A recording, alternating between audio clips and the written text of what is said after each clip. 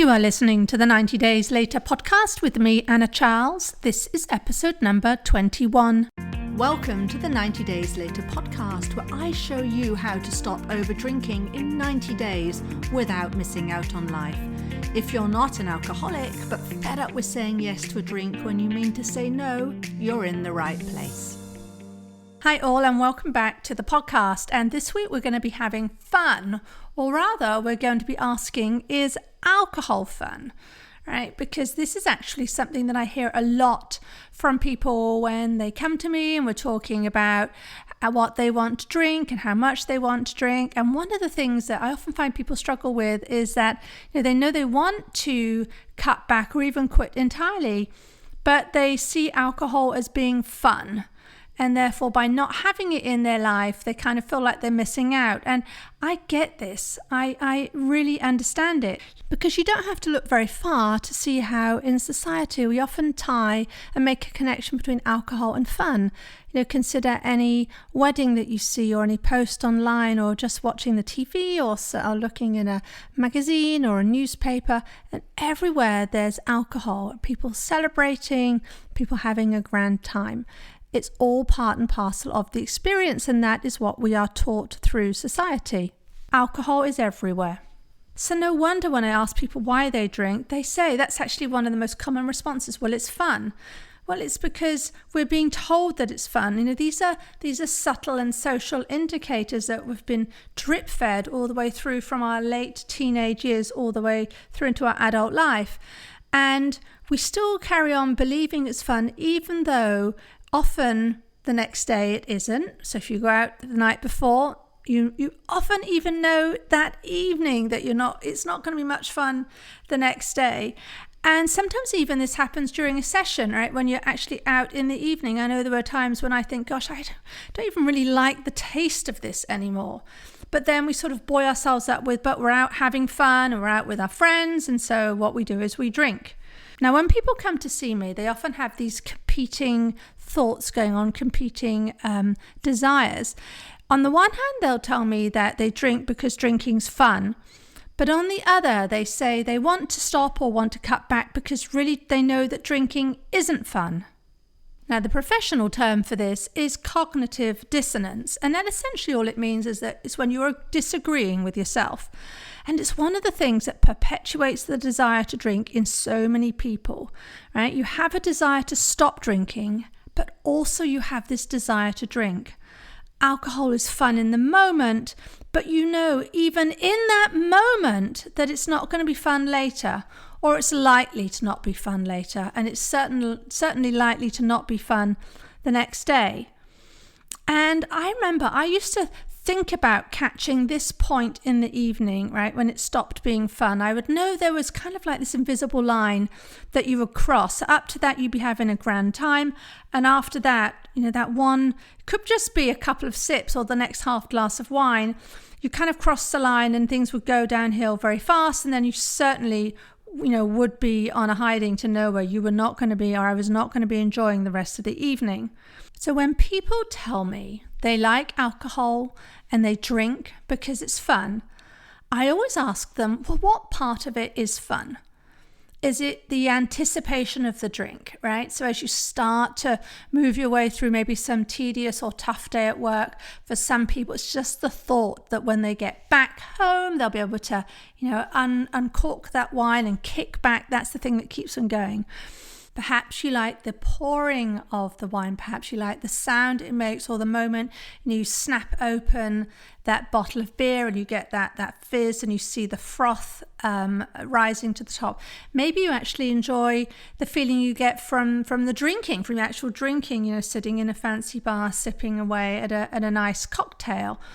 Now, for me, what I enjoyed as part of the alcohol, it was all about somehow the window dressing and somehow the theatre of going out. I used to love sharing a bottle of wine in some little wine bar, some underground in a cellar somewhere on a hot day at lunchtime, even on holiday, It was just kind of fun, and it was romantic, and it had this theatre about it. That was certainly what I enjoyed. And I also, in latter years, it really then became that, when I have that glass of wine, the minute I get home, when I open the fridge door, I kind of know that officially my working day is done, right? That's the signal, that's the flag to me to say, okay, Anna, now you can put your feet up and it's your time. But here's the thing I've learned after all those years of drinking. Saying that alcohol is fun is just a thought. It's not a fact. It's totally optional to think it's fun. But it's kind of a dangerous thought in a way, I like to think, because it's the thought that will keep you drinking. But here's what I want to offer. The drinking isn't fun. The dopamine is the fun bit. Now, dopamine is a neurotransmitter that we all have in our brain, and this drives the habits that have kept us alive for thousands of years. It reinforces behavior that keeps us alive. And dopamine is released when we do things that satisfy our hunger, when we need to get warm, when it satisfies our thirst, when it satisfies our need for connection, which then helps with procreation. When we do these instinctual things that are important for our survival, like eating, like drinking, like staying warm and feeling connected to people, then we are taking action to keep the species alive. Now, we all have dopamine that's released when we do things that make us feel good. Right? Holding the hand of somebody we love, getting warm after we've been out on a walk on a frosty day. But what we've done as humans is we've actually taken that and we have concentrated it, and we have created with alcohol a way to manipulate dopamine and give us excess amounts of this. I mean, the alcohol providers absolutely know this. They know that alcohol delivers this huge reward of dopamine. So when the dopamine in our brains gets artificially manipulated in this way, when we take on these concentrated substances like alcohol, and by the way, the same thing happens in food with highly concentrated foods, and we get this huge burst of pleasure and positive feeling, and so we want to have that thing again. Right? This is what drives and perpetuates our desire for the thing that gave us that feeling, which in the case I'm talking about here is alcohol. But here's the thing. The dopamine hit doesn't last. In fact, it's not designed to last. It's designed to be there and to encourage ourselves to take steps to satisfy ourselves, satisfy our hunger, satisfy our thirst, and so on, so that we will survive. But because the dopamine feels so good, the brain, for these substances, the brain is thinking it's important, so therefore it's always going to be seeking out more. And that's what you do when you get into drinking. You've been programmed to know that if there's dopamine involved, you want to get it no matter what. So that's why you can feel this need and this urge to have another drink, even though you might look at this logically and say, look, this morning I said I didn't want to drink. I don't think it's serving me. But when you're in the moment, when the dopamine, you've got this desire for the dopamine hit, because that's what you've taught yourself, it's very hard programming to overwrite. And something as simple as that little thought, it's fun, or alcohol is fun, is really, you will find, many people find, is enough to keep you drinking. It's enough to keep you seeking the dopamine. So what we're doing is we're constantly thinking something like, it's fun. And then we're drinking, and then we're thinking, it's fun, this is fun, and then we're drinking, and then we're teaching ourselves to think that thought, and that if we think that thought, we'll want to take the action of drinking. So we've essentially created this repeatable thought process. And why I feel so keenly about this particular topic is this was the thought that was keeping me drinking, that was creating the desire and keeping me drinking for really far longer than I had wanted to. So after asking people, why do you drink? Why do you like to drink? And them saying it's fun, my next question, and the real question that intrigues me is, well, why is it fun? Why do you think it's fun? That's a very interesting question, because you have to then start to pick it apart and see what's going on. And then my follow-up to that is, what is alcohol disguising?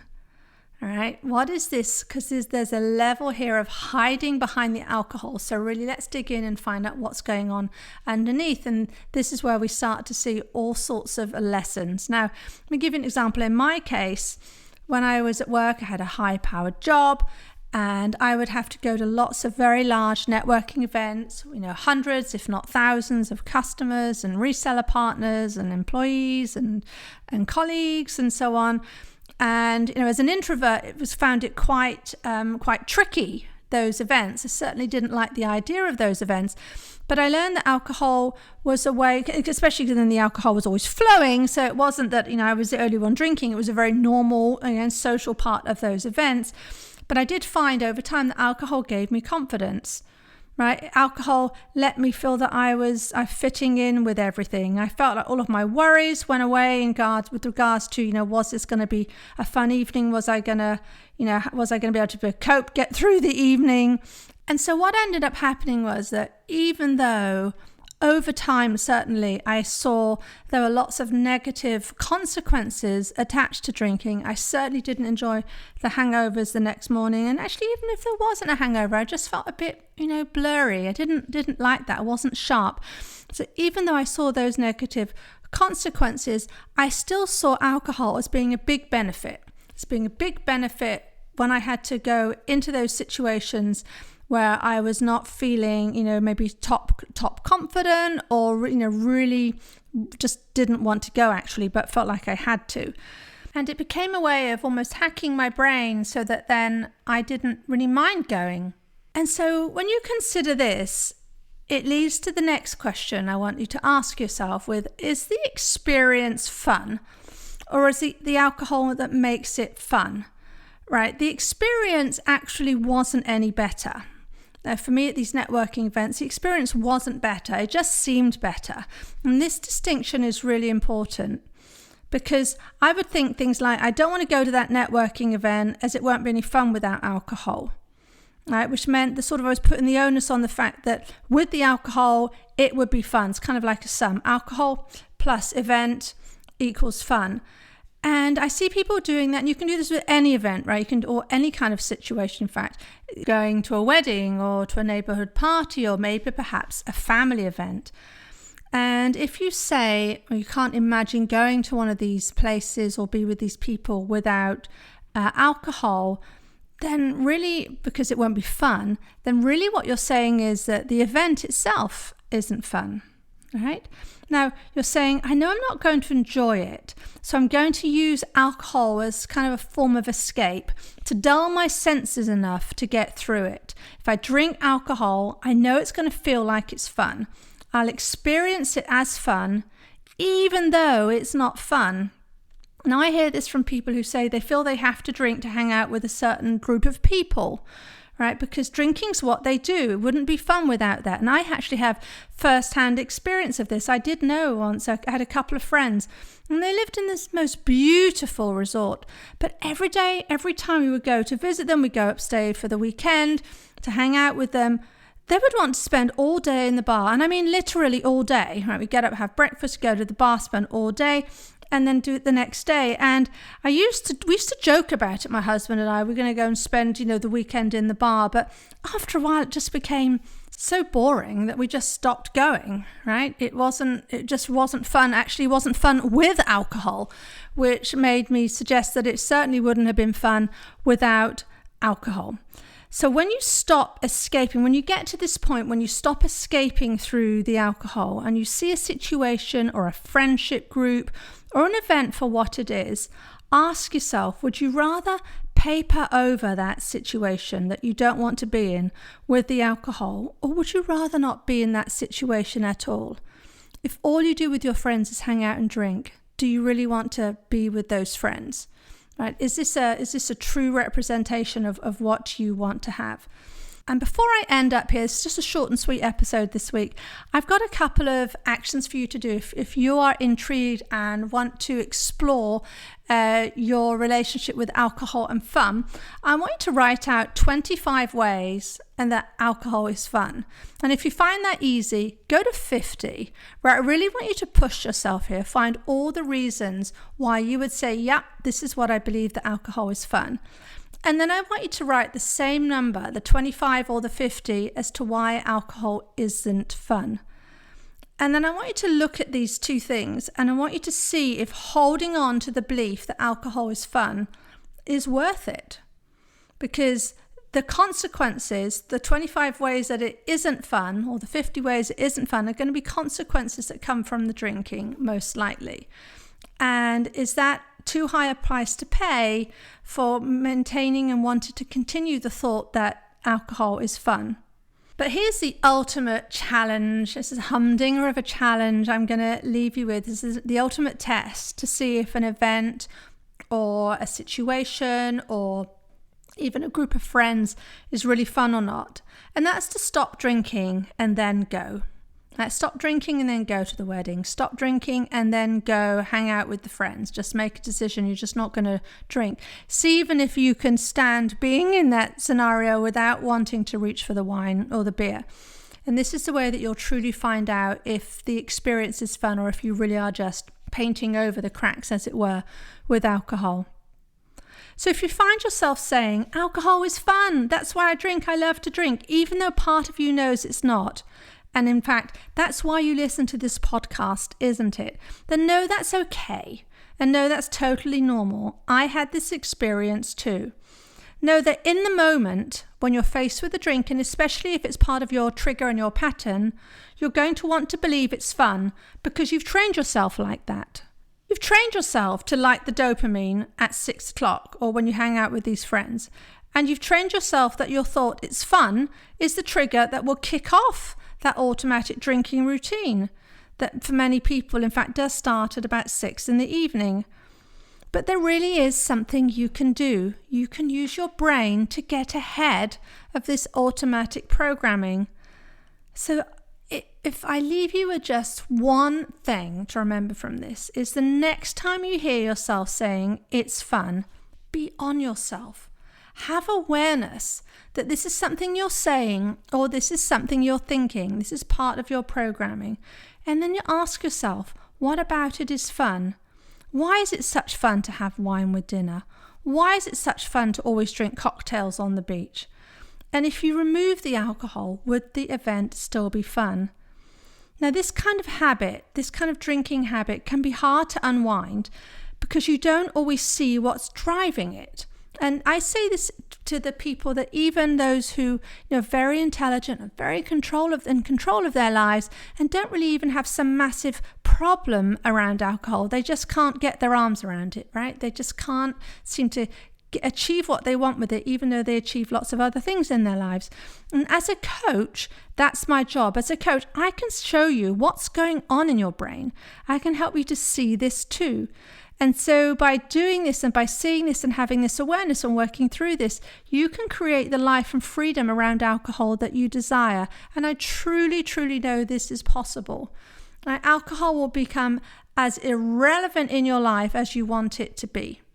I don't smoke. Cigarettes are irrelevant to me. I used to drink is irrelevant to me. It's irrelevant to my experience of my life. It's irrelevant to my experience of specific situations. So there we go. That's the podcast for this week.